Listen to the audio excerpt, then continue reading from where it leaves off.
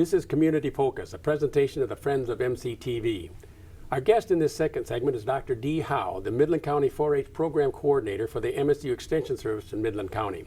Welcome to the program. Thank you, John. Dee, can you give us a brief history of the 4-H programs here in Midland County? Absolutely. In 1902, the first club started in various states, and those at that time were called the Tomato Club or the Pumpkin Club. That was the beginning of 4-H in 1902. In 1910, someone designed the pin with the 4-H's, the four-leaf clover. In 1912, then all of the clubs became known as 4-H. The part that was most significant for Michigan was in 1914 when the Smith-Lever Act went through and made land-grant colleges the ones that were responsible for making sure MSU extensions were in each state, and Michigan State took over that responsibility. And so with MSU extension then becoming active in 1914. And so we go back a long ways with the 4-H program. We absolutely do. Now, many folks think of 4-H mostly in conjunction with the program's presence at the Midland County Fair. But 4-H is much more than fair projects. So can you give us an idea of the broad scope of the programs of 4-H? You're absolutely right, John. It is much more than the fair. Although we have a wonderful working relationship with the Fair Board and the Fair Committee, that is an opportunity for our youth to demonstrate their skills and to highlight what they were successful over the year. However, it's much broader than that. We have 45 clubs in Midland County, over in the Coleman area, Meridian, Billet Creek, Midland, and all places in between. We have over 800 youth currently enrolled in Midland County with almost 250 volunteers. Volunteers are a very big part of that. The relationship between the youth and the adults and the ability to work together on a project is one of the most important parts of the 4-H program.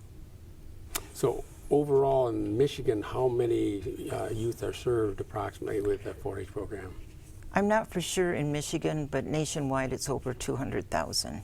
And this is for youth ages how old? 5 through 19. From 5 to 8 is what we call our Clover Bud groups. And those groups are ones that we don't want them competing with each other. We want them at that point gaining confidence in themselves as they're learning the life skills. The life skills is the basic part of the 4-H program. In doing the projects that the youth work with, they're using their projects in order to build those life skills, such as responsibility, follow through, those types of things. Then we have other clubs that go from 5 until 19. As soon as they're 19, then they can come on as youth helpers with the kids, and at 21 can be a full-fledged volunteer. So some of the program areas are, other than we think of animal raising, but there are certainly so many others and relate to agriculture, but what are some of the other areas that are now very big for the 4-H projects? It's really wide open, and if a kid has an interest, we'll find someone to assist them in learning that. But we have standard programming going on photography, robotics, any kind of expressive arts, music, all of course the small and large animals, as leather crafting, just about anything the kids are interested in, baking, cooking, cake decorating. We even have one group that we're very proud of, which is called Tall in the Saddle, which is a horse riding program for youth with disabilities.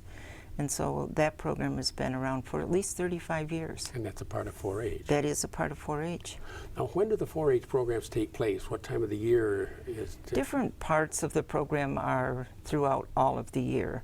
The clubs, which are the standardized ones, they'll start in September. We're enrolling now. Those go all the way through the fair, which is in August here in Midland County. We also have after-school programming that we work with. We have summer camps. We have spin clubs, which are special interest clubs. That's where we do the cake decorating, the Lego robotics, leather crafting, those types of things. Something the kids are interested in, but their club may not and particularly do that skill. And so we offer that then as a special interest club. And youth or their parents can register for these clubs, and when and where does that take place? Absolutely. They can go on to my email and send me that information, and I will get back with them. And also to call in to register. We are registering throughout the year, but we like our kids to have a full year of programming. And so by registering in September and October, they get their full year of their programming. Now, what is the cost, and are scholarships available? Scholarships are available. It is $20 per youth per year, and they can belong to one club or more than one club if they have interest in both areas. That covers spin clubs. That covers everything except the camp. You mentioned, Dee, that you have an email address, and that's howedolo@msu.edu. That is correct. That's your email. That is correct. And the phone to call would be 989-832-6644. Absolutely. There's also a website, and that graphic will be on the screen here for you. Absolutely. Well, thank you, Dee, for that update on the Midland County 4-H programs. Thank you so much. In our next segment, we will learn how to volunteer with Big Brothers Big Sisters of the Great Lakes Bay region.